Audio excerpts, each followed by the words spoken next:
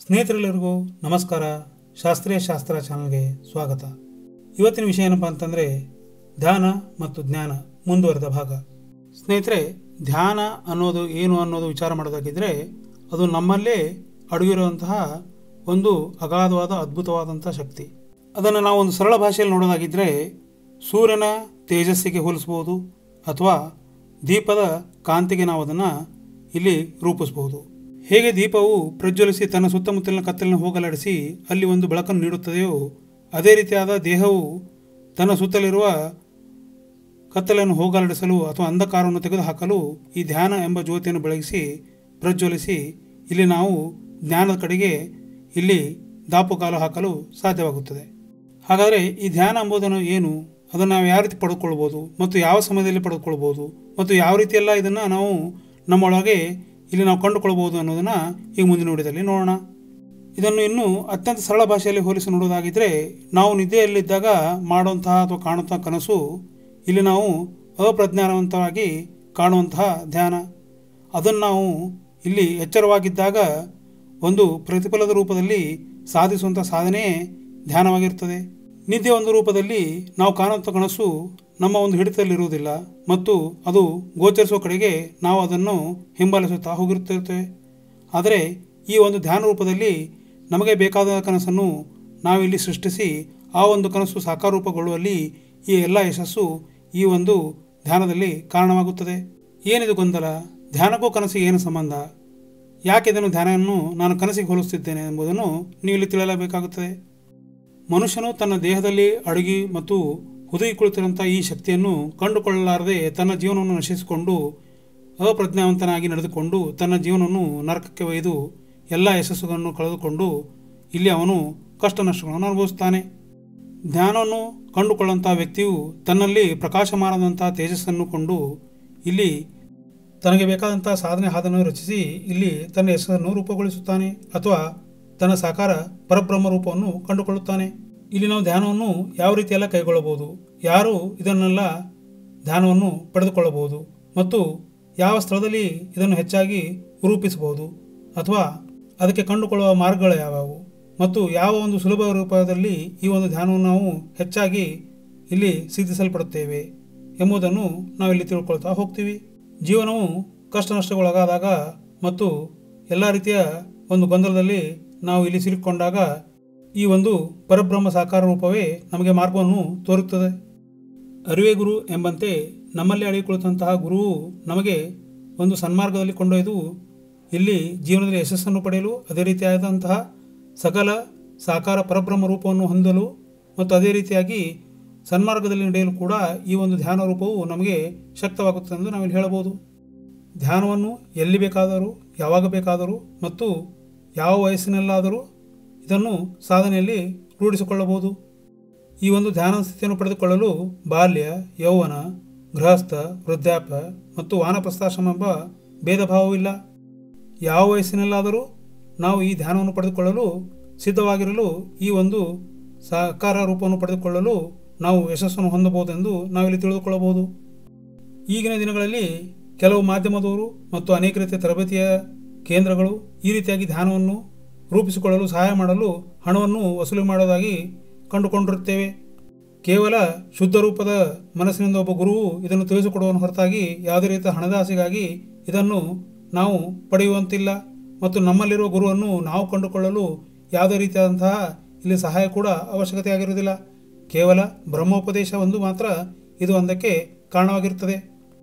ಇಲ್ಲಿ ಬ್ರಹ್ಮೋಪದೇಶ ಎಂದರೆ ಬ್ರಹ್ಮನ ರೂಪದಲ್ಲಿ ಬಂದಂಥ ವಾಣಿಯು ನಮ್ಮ ಶರೀರವನ್ನು ಪ್ರವೇಶಿಸಿ ಅದ್ಭುತವಾದ ಶಕ್ತಿಯನ್ನು ಒಡಗೂಡಲು ಸಹಾಯ ಮಾಡುತ್ತದೆ. ಒಬ್ಬ ಗುರುವು ಸನ್ಮಾರ್ಗದಲ್ಲಿ ಕರೆದುಕೊಂಡೊಯ್ದು ಒಂದು ಒಳ್ಳೆಯ ರೀತಿಯಲ್ಲಿ ಮತ್ತು ಕ್ರಮವಾಗಿ ಇಲ್ಲಿ ಆ ಧ್ಯಾನದ ಪರಿಮಿತಿಯನ್ನು ಅಳೆಯುತ್ತಾ ಹೇಳುತ್ತಾ ಮತ್ತು ಒಗ್ಗೂಡಿಸಲು ನಮಗೆ ಸಹಾಯವನ್ನು ಮಾಡುತ್ತಾನೆ. ಹಾಗಾದರೆ ಧ್ಯಾನವು ನಿರ್ದಿಷ್ಟವಾಗಿ ಯಾವ ರೀತಿಯಲ್ಲಿ ನಾವು ಕಲಿಯಬೇಕು ಅನ್ನೋದನ್ನು ಇಲ್ಲಿ ನೋಡೋಣ.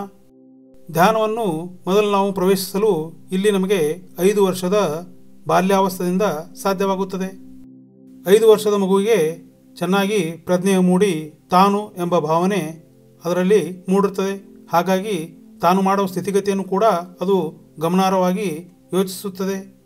ಆ ಒಂದು ಸಮಯದಲ್ಲಿ ಸನ್ಮಾರ್ಗವು ದೊರೆತಿದ್ದೇ ಆಗಿದ್ದರೆ ಮಗುವು ಒಂದು ಒಳ್ಳೆಯ ವ್ಯಕ್ತಿತ್ವ ಹೊಂದಿ ಮತ್ತು ತನ್ನ ಸಾಕಾರ ರೂಪವನ್ನು ಕಂಡುಕೊಳ್ಳಲಿ ಇಲ್ಲಿ ಸಹಾಯವಾಗುತ್ತಂತ ಹೇಳಬಹುದು.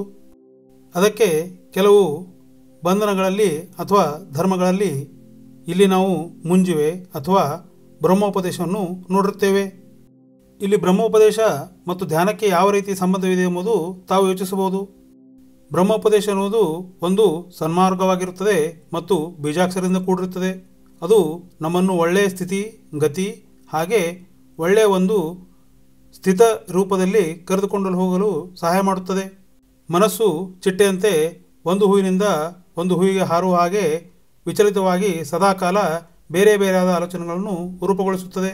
ಬ್ರಹ್ಮೋಪದೇಶವು ಯಾವ ಮನಸ್ಸು ವಿಚಲಿತಗೊಂಡಿರುತ್ತದೆಯೋ ಅದನ್ನು ಬೀಜಾಕ್ಷರದೊಂದಿಗೆ ಕೂಡಿಸಿಕೊಂಡು ವಿಚಲಿತವಾಗದಂತೆ ತಡೆಹಿಡಿದು ಮತ್ತು ಸನ್ಮಾರ್ಗದಲ್ಲಿ ಒಯ್ದು ಸಾಕಾರ ಪರಬ್ರಹ್ಮವನ್ನು ತೋರಿಸಲು ಈ ಒಂದು ಬ್ರಹ್ಮೋಪದೇಶ ಅಗಾಧವಾದ, ಅದ್ಭುತವಾದ ಮತ್ತು ವಿಸ್ಮಯವಾದಂತಹ ಇಲ್ಲಿ ಒಂದು ನಮಗೆ ಬಾಳಿನಲ್ಲಿ ಕೆಲಸವನ್ನು ಮಾಡುತ್ತದೆ.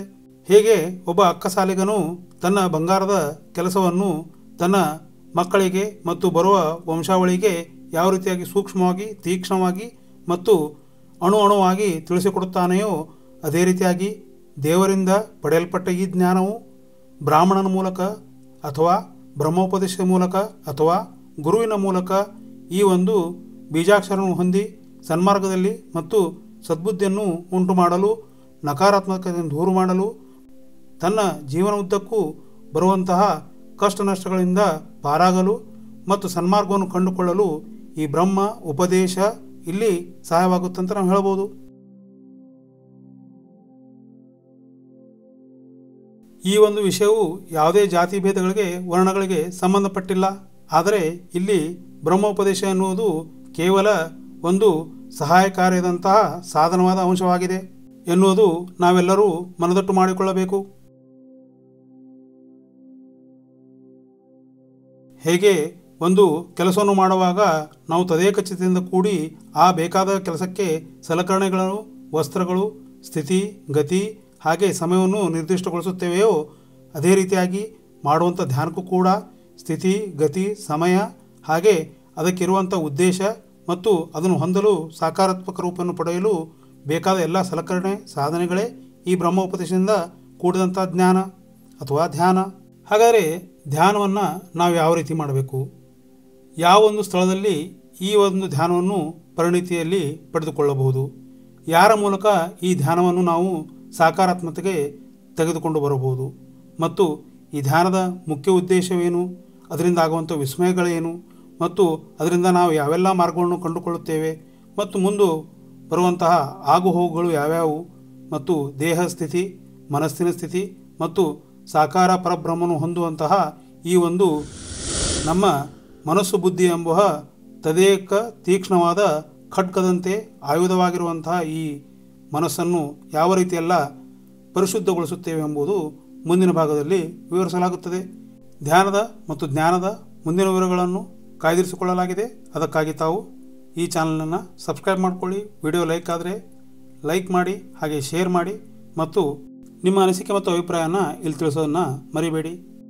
ವಿಡಿಯೋ ವೀಕ್ಷಣೆ ಮಾಡೋದಕ್ಕೆ ಧನ್ಯವಾದಗಳು.